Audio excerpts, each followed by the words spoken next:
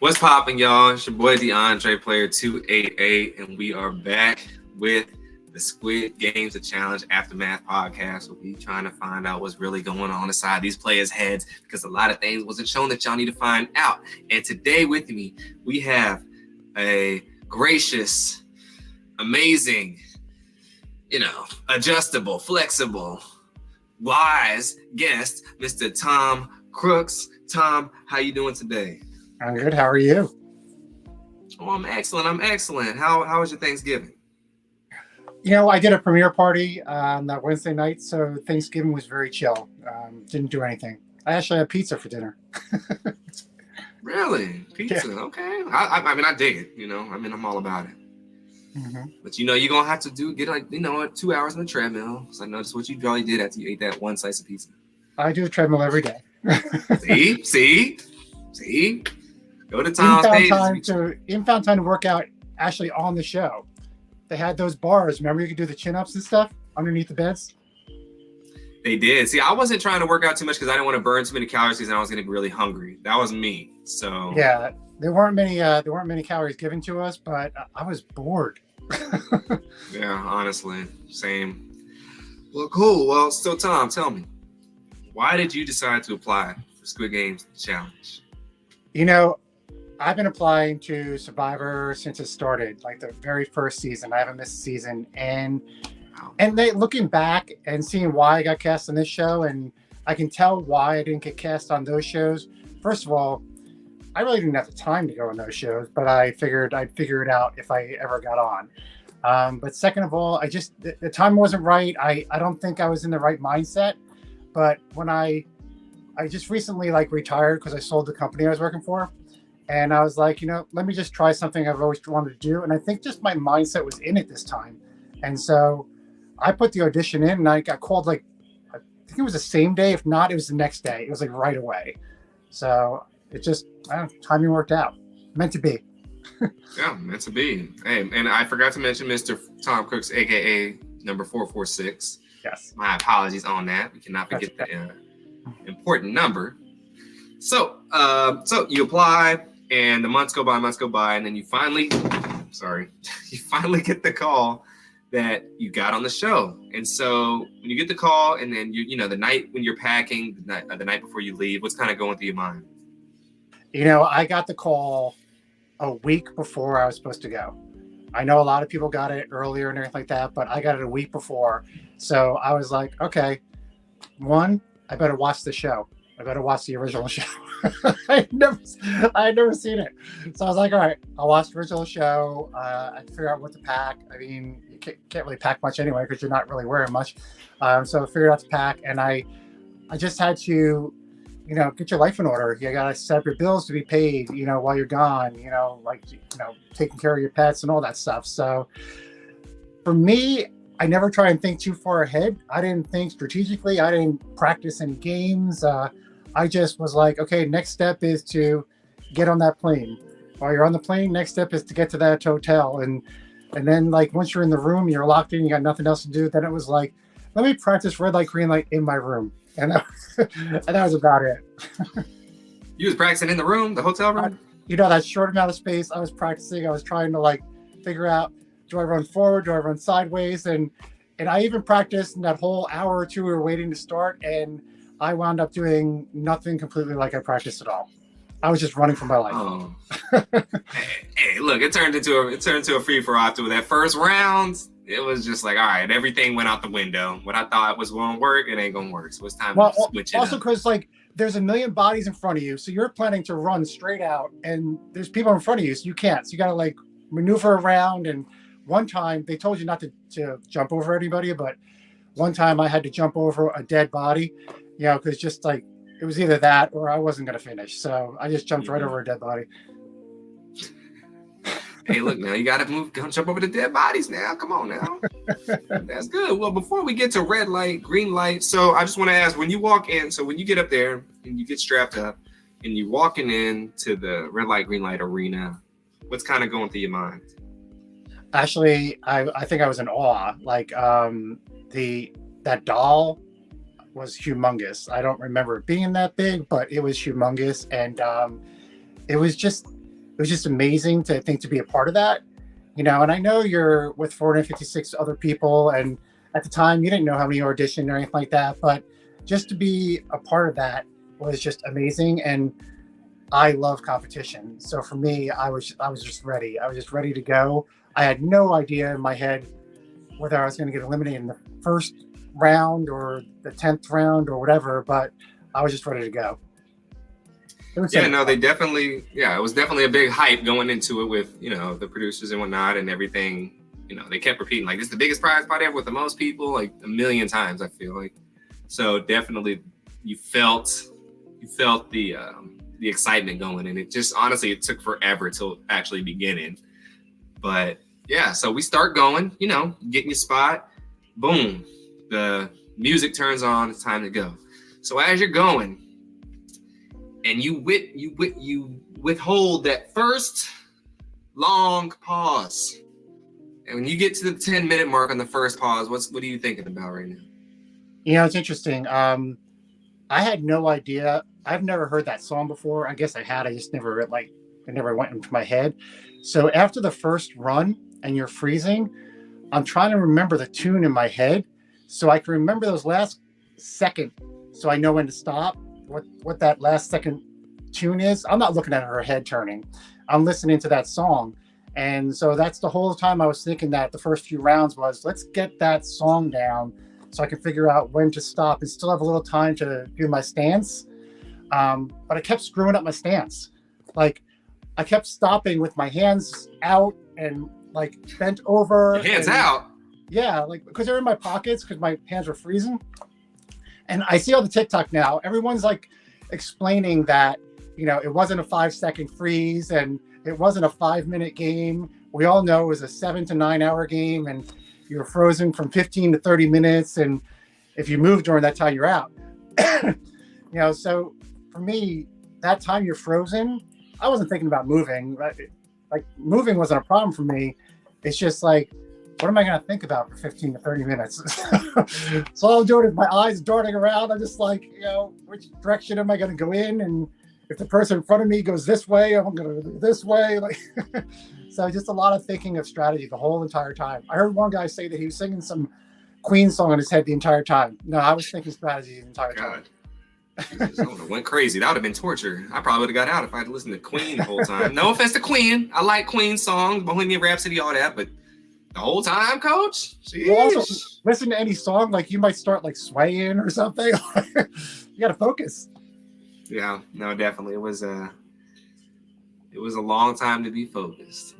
Towards the end, like right, that last time where they made us freeze for like half an hour, because they were adjudicating and everything, because we were right close to the line. I think you had already passed, and I was in a really uncomfortable situation. The girl who like was in the squat, like I was like in that position for half an hour, and I was in so much pain that my shoulders were killing me.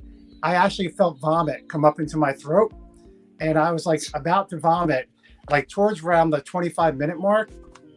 And I started to think about my kids and how I had come this far and I couldn't disappoint them. Like, I wanted them to see me and tell them that I achieved this. And I started to like get like emotional as well. So I'm like getting teary-eyed. There's like snot coming down my face because I'm getting emotional and it's freezing in there, and I'm about to vomit. And all of a sudden I see the clock lights up. And whenever the clock lights up, it's about to start. So the clock lights up and then the music starts. I took one step and fell flat on my face. I didn't even get like 10 steps in or anything. I just took one step and just fell flat. Let the music play out. Too bad it wasn't during that fast music moment. So then like a bunch of people passed me. I laid down that nice cold floor because I was, about to pass out. And then I go to get up during the next round, and the guy behind me runs past me and sidearms me. And I went flying, landed on the finish line, and then just rolled in. Like that was, that was my experience. He warned me, actually, while we were like in between, when they gave us a moment of break. He's like, I'm coming through you. I'm like, dude, if you're so fast, you'd be in front of me. What what's your problem? Like, and then, well, he got eliminated anyway.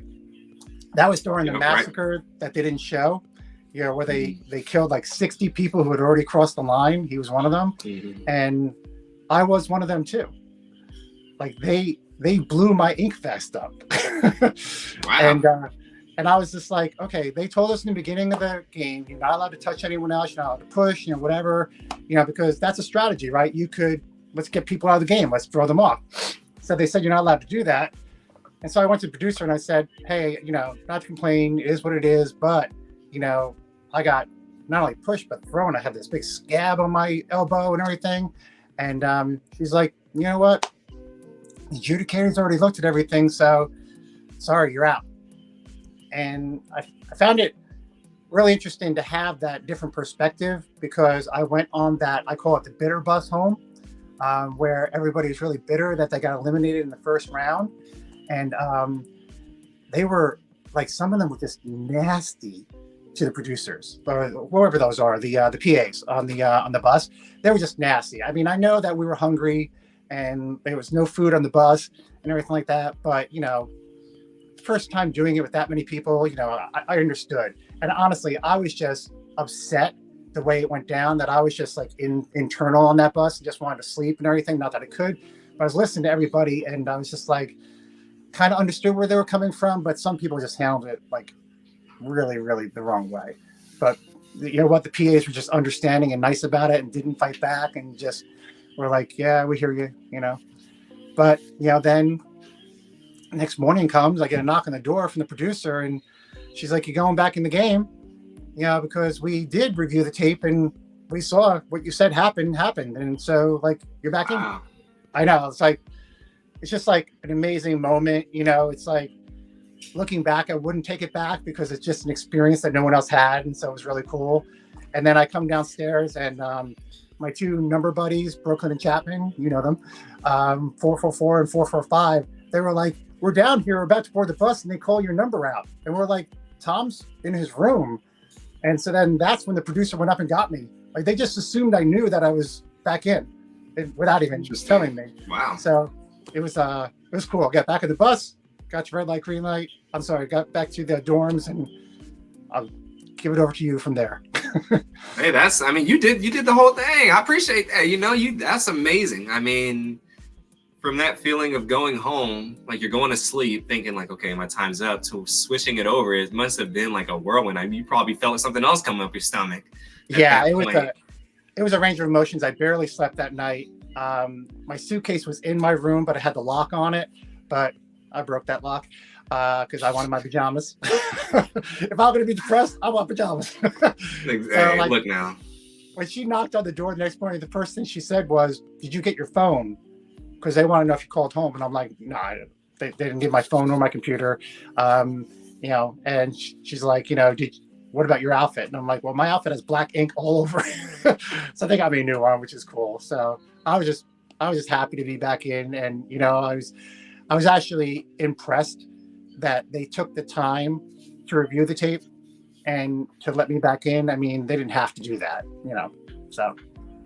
Yeah, no, definitely. That just goes to show, like, not to say the people, we went out, like, you have your rightful complaints, but they did look at these tapes and these sensors that they have. If they posted a video on their Instagram, it's legit. Like, if you move after the music stops or you push somebody or anything, they have like 30, 40 cameras in this room to see everything. And maybe someone did have a similar situation like you, but they didn't speak up. So that's a testament to you of like speaking up and kind of speaking your piece truthfully and calmly too. Because if you went up there like, oh my gosh, like they got me out, blah, blah, blah, then they're like, you know what, get this guy out of here. Like, you might have been right, but we're not listening to you. So that goes to show like cooler heads prevail.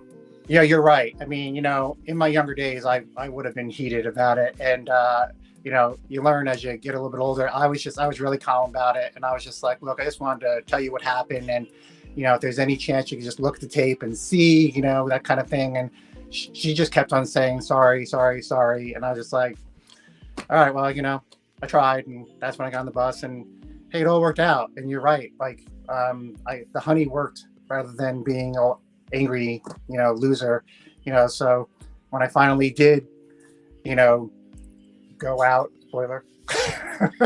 It wasn't, I didn't go out bitter. I gotten a second chance, and just per chance, it didn't work out. And hey, I had a great time. So that's excellent. Well, we moving on back into the out. We was in the outhouse. Now we in the kind of in the penthouse. We just in the house. All right, we ain't in the penthouse. We just in the house. So we in there. We get inside the dorms. We see everything and whatnot. What's kind of your strategy, or what's kind of your mental mindset of how you're going to go about dealing with all these people and kind of navigating your way through the game once you finally get inside the dorms? It's I don't know if I really even had a strategy. I wanted to. I remember the first thing I thought was, I wonder if there's any secret advantages anywhere. Like kind of looking around, and a lot of people were doing that. And yeah, and they're like, you're not allowed to go in those doors, and everyone's still tried. So I looked for secret advantages and stuff like that. But I really just wanted to get to know people and just use this experience. I mean, I wouldn't call myself an extrovert. I wouldn't call myself an introvert. But when it comes to like a room with 456 strangers, or actually down 197 at that time, I'm not the type of person who's just going to go up to everybody and talk to everybody, which a lot of the people in the room were. So it's a little overwhelming, but I got close to probably a dozen people. So I had that, but I kept on forcing myself to go outside those dozen and meet new people. One, just to use that experience to get to know people from everywhere, but also to, strategically just to be friendly to everyone, because, I didn't know if it was going to come down to a vote or anything like that, to get rid of people. And also I wanted people that I could play games with if you needed to be in a group and stuff like that. So I wanted to get to know everybody. And that was, I think, if I had gotten further along, I don't think I rubbed anybody the wrong way. Some people, did it for TV, and some people did it just because that's who they are. Yeah. Most people, it was just who they were. Yeah. No, 100%. I mean, there was not an advantage of being rude to people on that show. I mean, as you clearly see in the episodes, people who aren't liked have a high possibility of getting voted out. So yeah. Absolutely. If you want to be in there and make a TV or act some type of way, then that's on you. But you probably won't win the money that way. Yeah, and we're seeing that happen. It wasn't even people who were rude, but you're right, that did happen. But it was loud people, because I think people equate loud people with being obnoxious or looking for airtime, and it just kind of rubs a lot of people the wrong way, and so they become targets. Yeah, no, 100%. And say, certain people stayed in the game longer that were louder characters. You saw there was several vote offs, so they most likely would have been voted out anyway. So that's just how the game worked. And you could see that. I mean, you could see that from a mile away. Like it's too many people to be rude, and not if you stand out, then it's not good. So I mean, we saw 200 get voted out, and he was being nicely outgoing and outspoken. So yeah, but he was also seen as trying to talk to everyone. I mean, I don't know how that got uncovered so quickly. I mean, I had seen him bouncing around, but I never had targeted him as, oh, he's talking to too many people. But some people saw that. Yeah, I was surprised too. I mean, it was crazy. You would think in a smaller game like the Survivors and Big Brothers and all that, you'd notice it, because there's only 16 people or whatever. But almost 200 people still noticed it. I was shocked. Yeah, I was too. I mean, I didn't even pay too much attention to him. I mean, I was running around talking to a lot of people too. So when the first number popped up was 2, I was like, oh yeah, get me out of here. I thought it was rats. They didn't show on the show how slowly they showed that number. So as soon as they showed the 2, first of all, number 2 thought it was him because he just saw the 2, and then they showed the 2, and then what was it, 2-0, and everybody who was 2-0 was freaking out, but they didn't show that build-up, which is unfortunate. And you were 2 what? I was 288. 288. So it was just the first 2. I was like, uh-oh. I'm like, once it's 2-0, I was like, okay, I'm good. Yeah. So I could just see got you be released. voted out though, because you were. I could too. I could. Yeah, your personality. I was just going around introducing myself to people, and some people even said to me, like, you were getting around to a lot of people. I was like, y'all, why are you looking at you me? were friendly. You weren't rude to anyone. I appreciate that. I'll try not to be cool, conflicted. But that's what's going down. So we get into the second game. We walk into the white room. Everyone kind of knows what it is. It's 4 lines, like, use your brain. It's Dalgona. And everyone gets in these lines. So which line did you end up getting in? Okay, here's where the tea is. All right. So my friends, like a bunch of my friends got in line 1, and the rest of my friends, my closest friends, got in line 2. But I've been observing, like, who kept getting all the MIBs. And for your audience, that's the interviews, the diary room types of thing. And that guy, Steven, with the mullet, was called into that diary room like every half hour. I was just like, what is going on? And then some other people too, Leanne as well. And so I had my eyes on these people, and I automatically was thinking, I was paranoid, but, are any of these people plants? Like, is Steven like the star of the show, like the character in the actual show? And like, is he like setting up with the old guy to be that relationship? Rick, I don't mean to call you the old guy, but I'm just talking about the character from the show, Rick. So I was like wondering, like, if things were being set up and he's a plant and everything like that. And more, I was just like, So I saw Steven get into line 3, and I was like, if he does have any actual advantages or got any information, he would know the right line to get into. So I was like, I'm going to take a chance, and I'm going to get into his line. And that's how I got line 3. That's the T. Like, I was going strategically to follow who I thought had an advantage in the game. Looking back, the fact that he got star, I don't think he knew. Well, honestly, he couldn't have known, because the people in the room, in the sandbox, they're the ones who chose what we got anyway, not him. So. Yeah, no, I mean, that's a good perspective. I mean, I wasn't really thinking about that the whole time of the show, was like finding out who's getting airtime and follow them.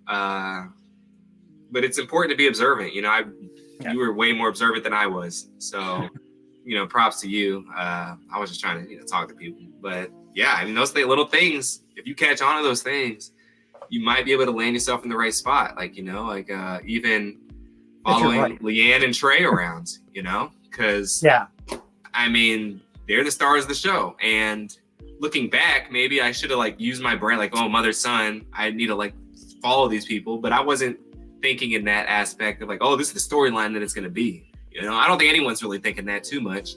No, it's interesting. When I got the call about, the audition, when they first called back, or actually when they called back after, they asked me if I had anybody that I knew that wanted to join with me. Did they ask you? Yep. Yeah.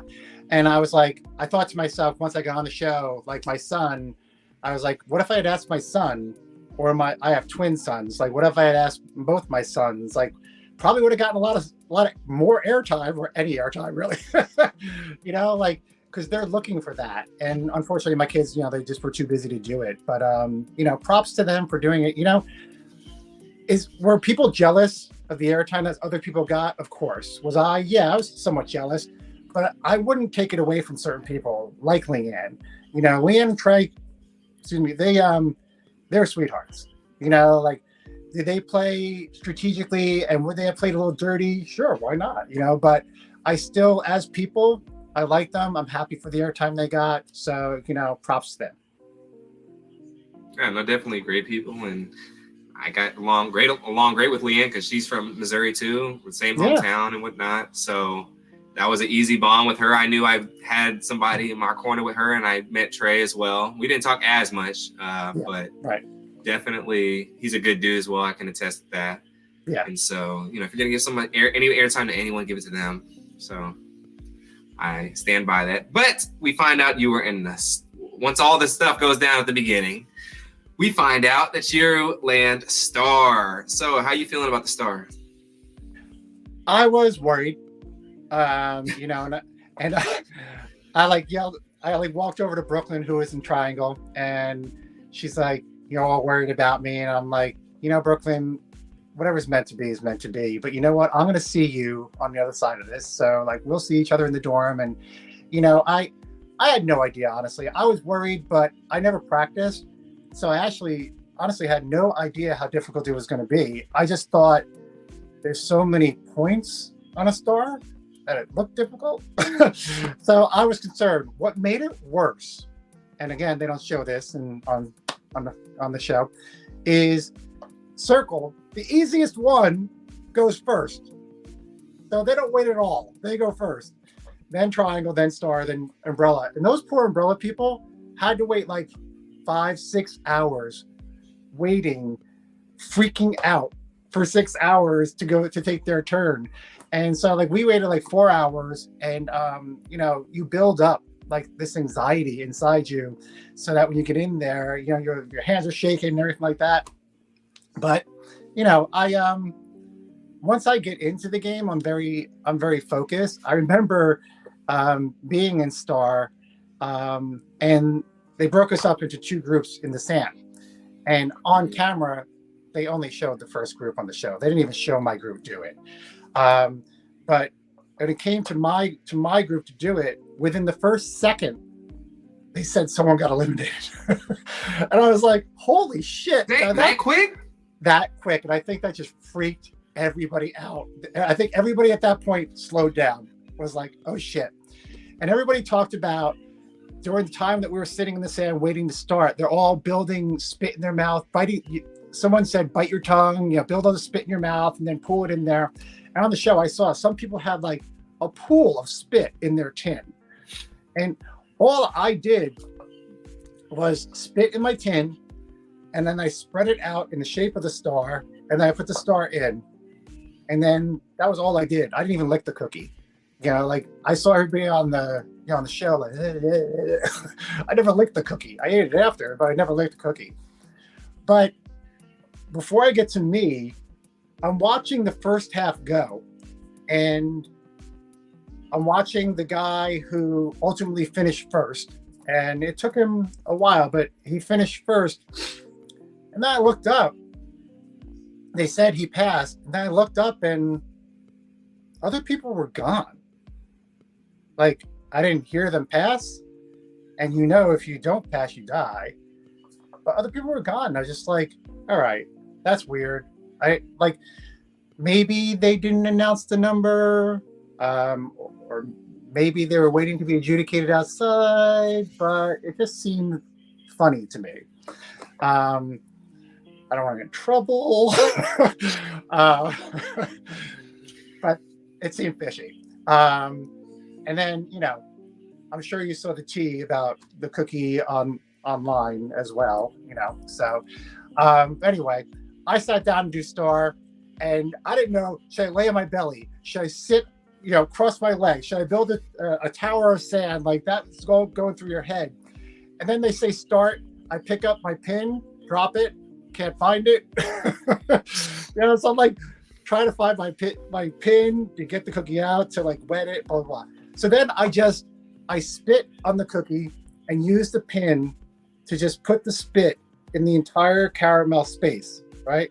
And let it eat from the top down.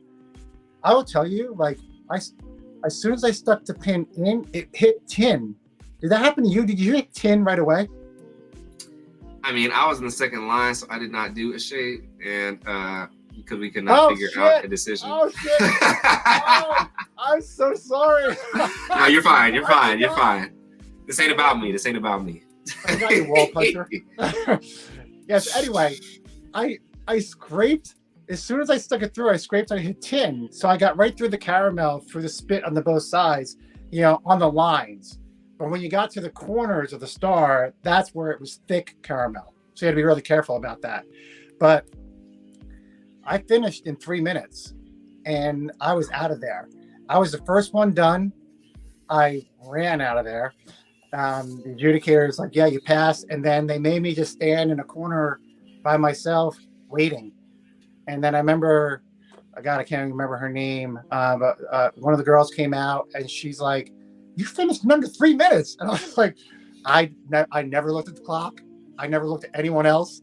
I was just so focused, and I finished, and I was just like, "Am I done?" Like, and and then like once everybody finished or died or whatever, they take you to this room, and they're like, "Don't talk to each other. We want your reactions on camera."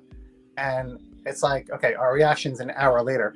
So you're just sitting there, and they give you some food, and I will tell you, my emotions released like in the form of tears. Like I just like broke down, just like I don't even think it was sad, happy, or anything like that. It was just that buildup of 6 hours of waiting and getting anxious and everything like that, and just holding it all inside so you can be focused. And then once you just let it all go and your shoulders drop, I think just all the emotions just pour out. And I was just like, I don't understand why I'm crying, but let it go, you know. And so I just cried a little bit and ate and was just happy to move forward. Yeah, that's wild. I mean, talk about an emotional roller coaster. It is an emotional roller coaster, and it's so funny when you leave the show, they ask you, you know, if you describe your experience in one word, you know, the psychiatrist says, what would you say? And I said roller coaster, you know, because there's so many ups and downs and highs and lows, and within like 30 seconds time, it's like this, you know, you don't know what's going on most of the time. And I think that you don't know how long you're sleeping. They said 8 hours. I can't prove them wrong. There's no clocks, there's no windows, you know, whatever. Unfortunately, I chose a top bunk, idiot, because I had all the fluorescent lights above me. I mean, I know all the bunks have fluorescent lights, but they're all above me. And so that was difficult. And also, what is an old man doing picking the top bunk when he knows that at 3 a.m. he's going to have to pee? Yep. Hey, look, you just want to give yourself a challenge. You like challenges. You said that at the beginning. Oh my God, every night, climbing down that bunk at 3 a.m., trying not to wake everybody, putting my mic back on. It was, it was an experience. And yes, I love the challenge. See, there you go. All right, so we make it past Dalgona Cookie. Congratulations. And so we moving on. We have, you know, some things going on in the dorm room, the phone. Did you ever think about picking up that phone?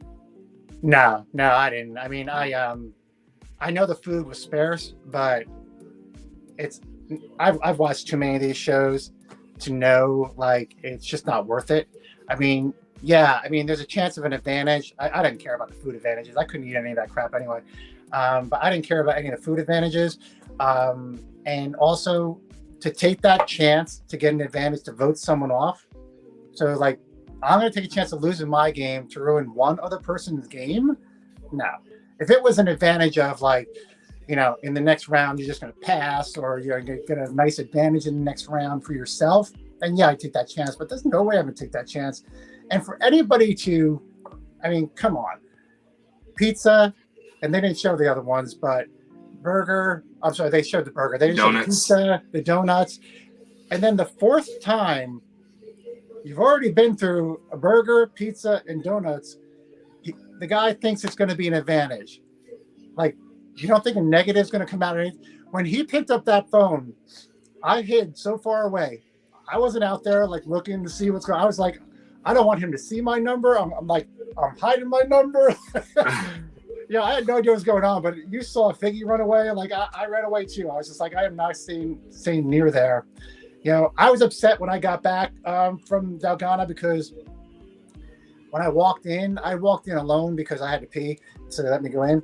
And I walked in and looked around, and Chapman looked down. He's like, Brooklyn is gone. And I was just like, oh, no, that upset me, because she was my go-to. Like, whenever like I want to talk to someone, hang out with someone, like, she was my go-to. I know it's weird that I'm a 57-year-old man and my favorite person was a 25-year-old girl, and I always tell her that she was my game daughter. You know, like, you know, it's just she's such a sweetheart. So I was really upset, you know, when she left, and because, as you know, there's a lot of downtime in dorms, and you know, it's just all you have to do is drink water and go to the bathroom and shower and talk.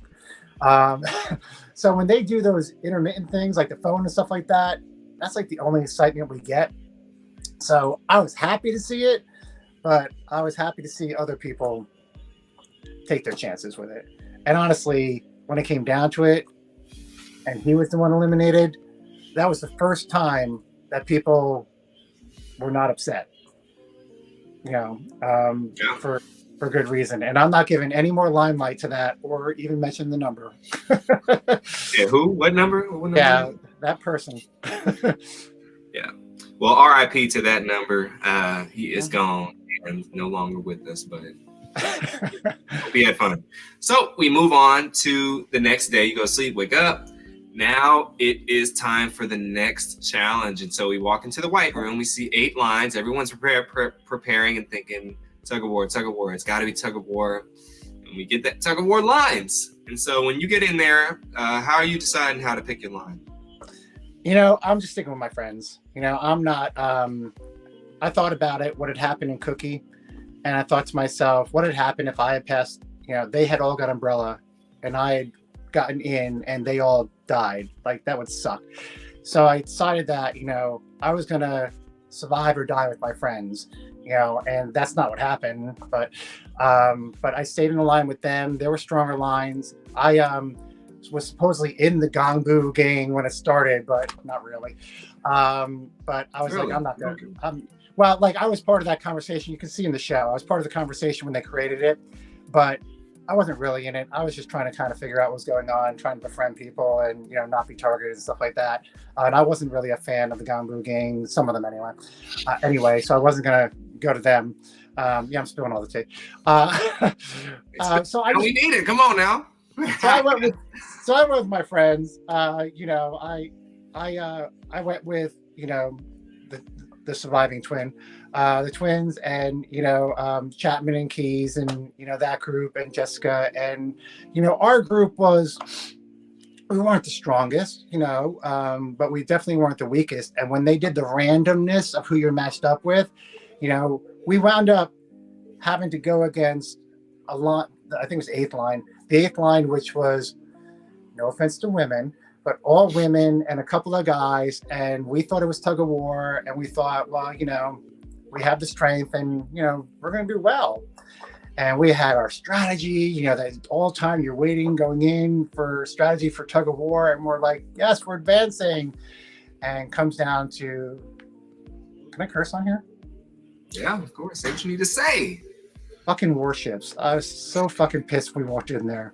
You know, I mean, I love our version Battleship, you know, and I play well in Battleship, and I even offered as captain.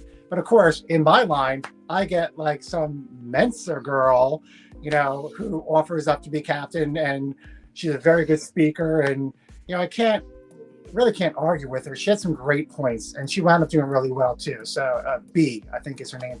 And yeah, she did really well, and she did great for us. And the only ship she lost was, spoiler alert, mine. A ship of 2. This dumb rule that they don't even explain, that your whole team can win, but if any ships go down, you go home.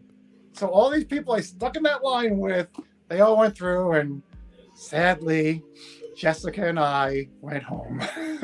Oh, gosh. That's got to be torturous. I mean, so did you want to be captain? I did want to be captain, and I even offered to be co-captain, but she chose her co-captain, which was her buddy. Understandable. Number 19. Yep. Yeah, so I was like, all right. And I think the worst part about going out like that is you have zero control, you know, about your destiny. Like, you're helping her to kill the other team, but there's nothing you can do but wait when it comes to be your turn. Like, she placed all the boats. I advised her to move one boat because it was touching another one, which I didn't think was a smart move. And get this, I don't remember this girl's name. Short, curly, really tight curls, hair. She was in the beginning of the show, standing on the street waiting for a car. Anyway, I think her name starts with an A. Ashley? I'm not sure. Very short. And okay. So our captain was choosing who goes in the boat based on the line that you were in. So she's like, our first 5 go in that 5 boat, next 3, blah, blah. So she's standing next to Jessica. They're the last 2. She moves out of her spot and goes in front of me to stand with some other girls. And I'm not thinking anything of it, whatever. And then she's in the boat with the 3. I wind up with Jessica, and I wind up dying. And I was just like, if she hadn't moved her place in the line, she'd be dead, and I'd be going through. Oh So my gosh. I guess She knew what to do. Hey, she was in the beginning. She had some insider info. I guess, it wasn't meant to be, no big deal. But I was just upset because I felt like the first 2 games were skill-based, and it was all on you, and this one wasn't. But you know what? Watching the show after that, people getting voted out, even though that took some skill in social game, there's still some randomness to that too. So there was randomness to the game as well. Like even the bridge, like everything, there was some randomness in choices and stuff like that. So I felt like Warships was the most random. So I was a little or very disappointed in the way I went out, I guess. It sucks. Hey, well, at the end of the day, I mean, you conquered everything. You never kind of failed any task. I mean, right. Most people went out failing a task. Most people went out failing a task. There was only a select handful of people. I'd say, honestly, less than 50 people out of the whole show, even maybe less than 40, who got out without failing a task. Like they either were voted out, or they were in a game that they couldn't control, or they weren't able to pick a shape, or whatever your degree was. It wasn't really on you were failing per se. Yeah. And so I think you could look at that and be like, look, I did what I could. I mean, it is what it is at the end of the day. It's a TV show, so they got to do what they got to do in that end. But on my end, I literally did what I could with the things that I was given. So yeah, and I think that looking back on the experience, and looking at, people complain about the edits and they didn't show this, they didn't show that. But you know what I look at is, they didn't show this, they didn't show that, but you had the opportunity to see that. So like, when a show is shown, whether it's any show, you don't get to see the behind the scenes, but here you were part of behind the scenes. So you got to actually experience it. So rather than watching an interview where someone talks about the behind the scenes, you were there. And so you have to look at, that's amazing. They got to do that. And was I happy with my airtime? No, I wasn't happy with my airtime. But you know what, though? Every time my face popped up on there, I was really excited, just to see as a remembrance of my time there. I'll have my opportunity, to be in the spotlight, when it comes. It just wasn't there. It's no big deal. And I think that the thing that people compare it to is all the other reality competition shows that have been on, all the CBS shows. And you have to really compare it more to the bigger ones that have started, like even Physical 100. You'll see that a lot of people didn't get much airtime, especially the ones who went out in the first, competition. These bigger cast, it's just impossible for everyone to get airtime. And it's also like, if you look at it, even though people said they spent too much time on 4 or 5 people in the first episode. And then those same people were complaining they didn't build up that pressure that we felt, and everything to get that emotional release at the end. They tried with those 4 or 5 people. And looking at what the comments that come out online, those 4 or 5 people did get a lot of people feeling things for them, good or bad, so they did do their job. But I think it's impossible to do that job for 197 people who made it forward, or even 456. That would just be impossible. Yeah, no, 100%. And I was telling a lot of people, I was telling some people, a lot of people are going to be upset because some people are expecting, they're telling their stories in, a little group chat and whatnot. And it's like, no, this is exactly what happened. I can't wait till they show this, blah, blah, blah, blah. And I'm like, they're not going to show a lot of what you think they're going to show, I mean, it's impossible for one. So I kept seeing I can't wait for this, that to show. And this, I was like, you guys, just is not going to happen.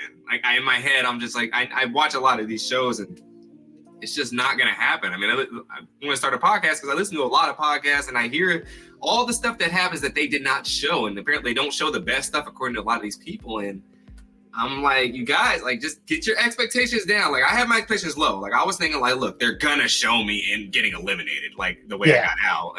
That's for sure. It has to be shown.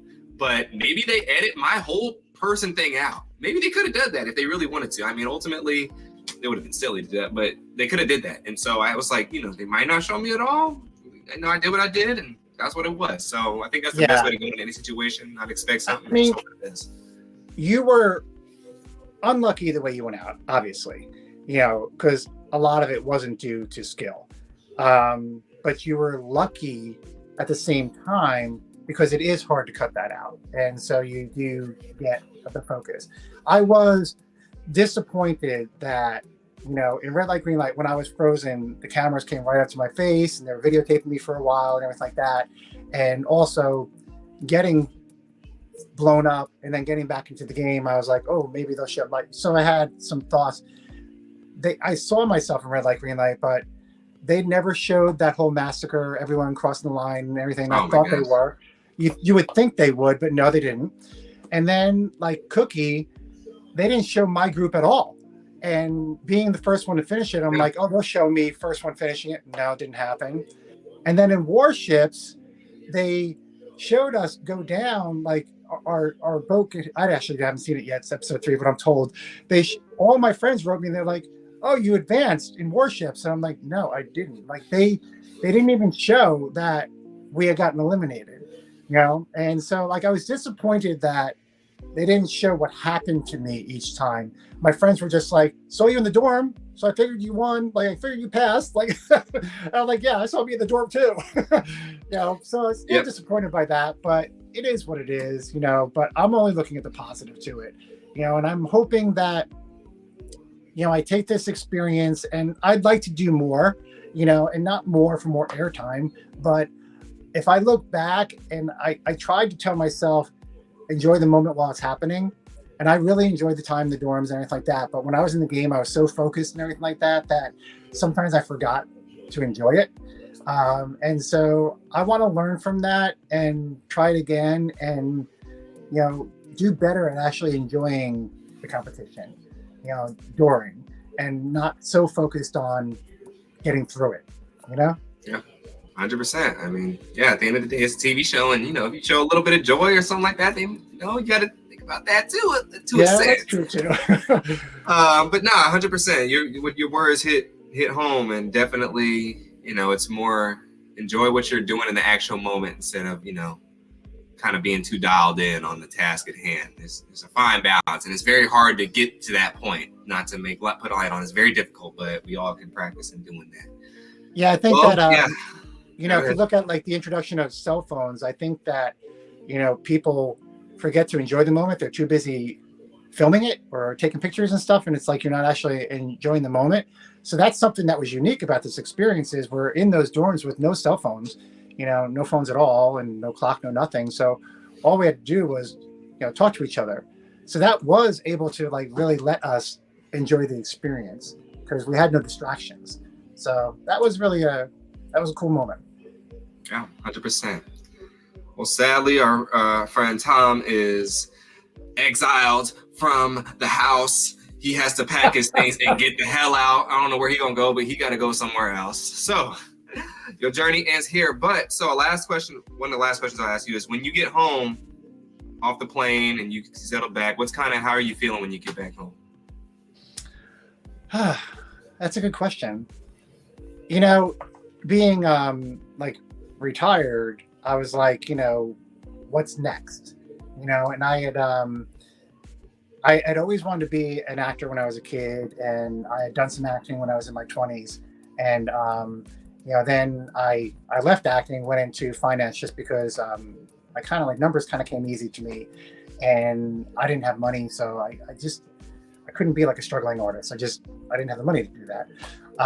And so I went into finance, and then I got on that hamster wheel, and I just, I got married, I had kids. And so for me, it was like something I couldn't get off that hamster wheel.